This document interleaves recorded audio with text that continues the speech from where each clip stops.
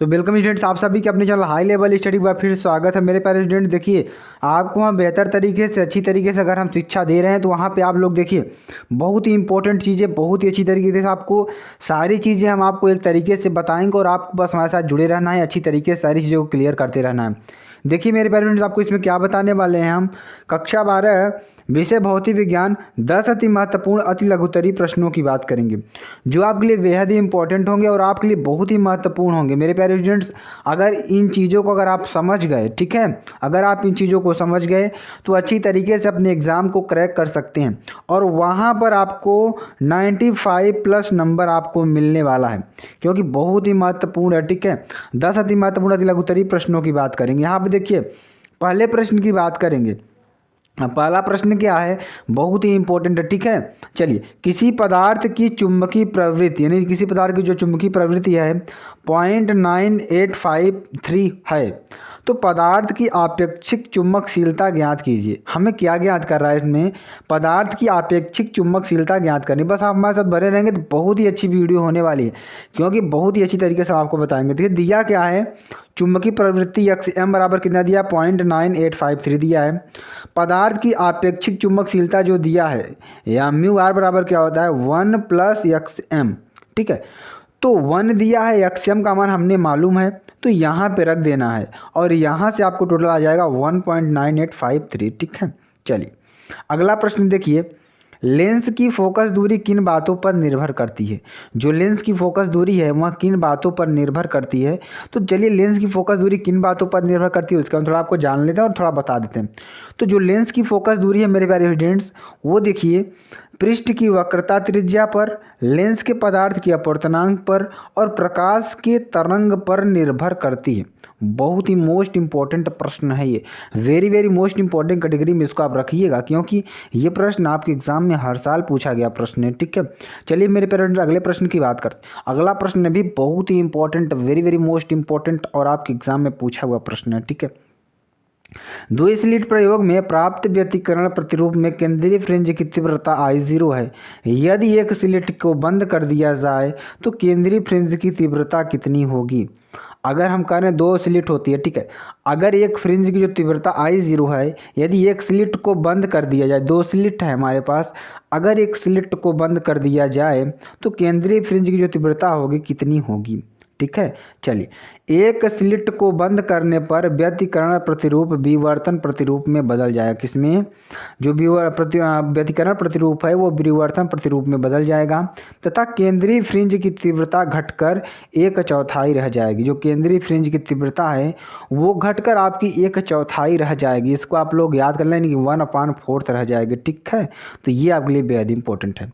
चलिए अगला प्रश्न नंबर 4 प्रश्न क्या है, तरंगाग्र की परिभाषा दीजिए या कीजिए। ठीक है, तो किसी माध्यम में समान कला की स्थिति में रहने वाले कणों को, ठीक है, किसी माध्यम में समान कला की स्थिति में रहने वाले कणों को स्पर्श करने वाली काल्पनिक सतह को तरंगार्ग कहते हैं। ठीक है, क्या कहते हैं, तरंगार्ग कहते हैं। तो ये चीज़ें आपको याद कर लेनी है, किसी माध्यम में समान कला की स्थिति में रहने वाले कणों को स्पर्श करने वाली काल्पनिक सतह को तरंगार्ग कहते हैं। ठीक है, चलिए आगे आपको बताते हैं।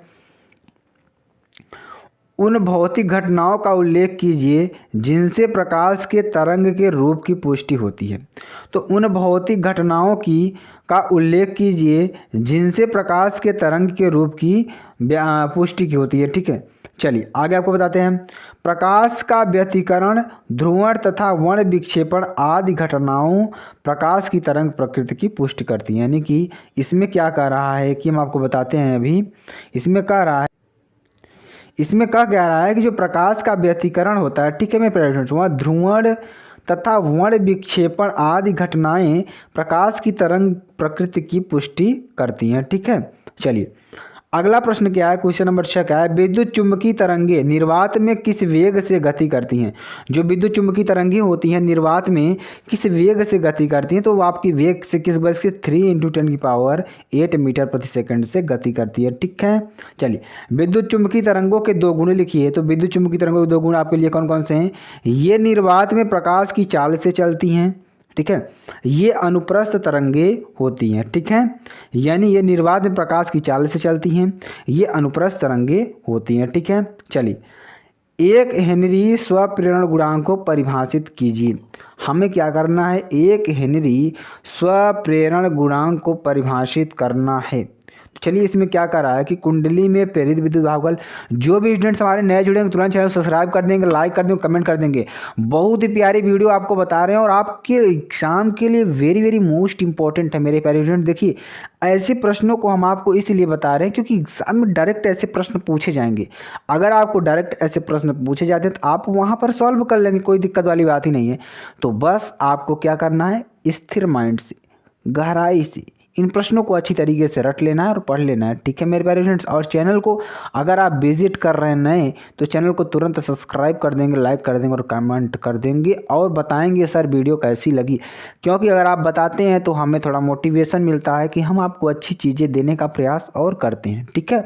चलिए, आपको सारी वीडियोस मिलेंगी और अच्छी तरीके से मिलेंगी मेरे प्यारे स्टूडेंट, ठीक है, और आपको सारी चीज़ों को इसमें डिस्कस कर दिया जाएगा।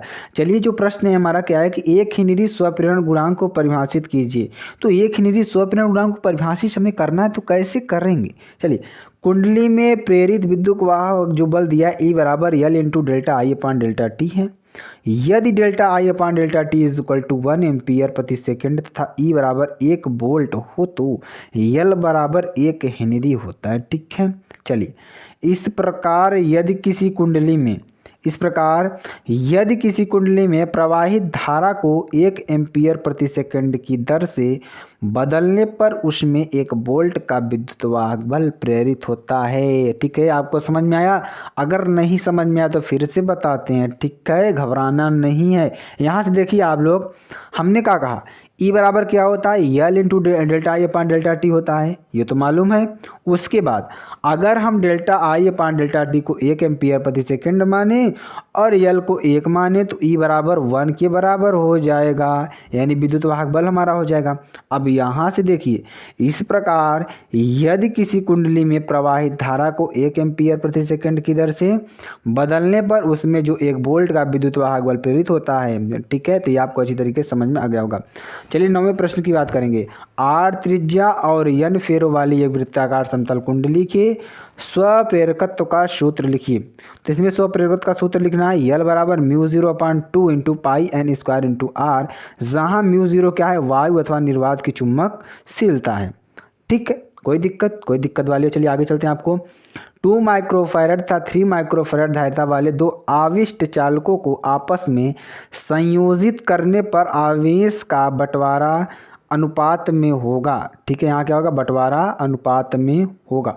चलिए, इसका अनुपात आपको निकाल कर बताते हैं, ठीक है। सॉरी फ्रेंड्स, यहाँ पर देखिए C बराबर कितना दिया है, 2 माइक्रोफैरड, C1 बराबर 2 माइक्रोफैरड और C2 बराबर 3 माइक्रोफैरड, ठीक है। यहाँ तक आपको अच्छी तरीके से समझ में आ गया होगा। चलिए, चालकों को आपस में जोड़ने पर आवेशों का बंटवारा धारिताओं के अनुपात में होता है। अगर अनुपात में होता है तो क्या होता है, Q1 अपान Q2 बराबर C1 अपान C2। अगर C1 का मान 2 माइक्रोफैरड और C2 का मान 3 माइक्रोफैरड तो यहाँ पर हो जाएगा 2/3। बेहद ही मोस्ट इंपॉर्टेंट प्रश्न थे आपके 10 प्रश्न, जो कि हमने आपको अच्छी तरीके से बता दिया। अगर समझ में आ जाए तो एक बार लाइक, कमेंट, शेयर, सब्सक्राइब, मेरे प्यारे फ्रेंड्स सपोर्ट करना है आपको। अगर आप सपोर्ट करेंगे तभी हम अच्छी चीज़ें बता पाएंगे। आप अगर वीडियो देख रहे हैं तो आप ज़रूर इसको शेयर करेंगे, अपने उन दोस्तों तक पहुंचाएंगे जो आपके लिए कक्षा 12 में पढ़ रहे हैं। अगर ऐसा आप करते हैं तो मेरे प्यारे फ्रेंड्स हमें थोड़ा मोटिवेशन मिलेगा और आपको अच्छी चीज़ें हम बताने का प्रयास करेंगे। चलिए, फिर मिलते हैं नेक्स्ट वीडियो में नए टॉपिक के साथ। तब तक के लिए जय हिंद, जय भारत।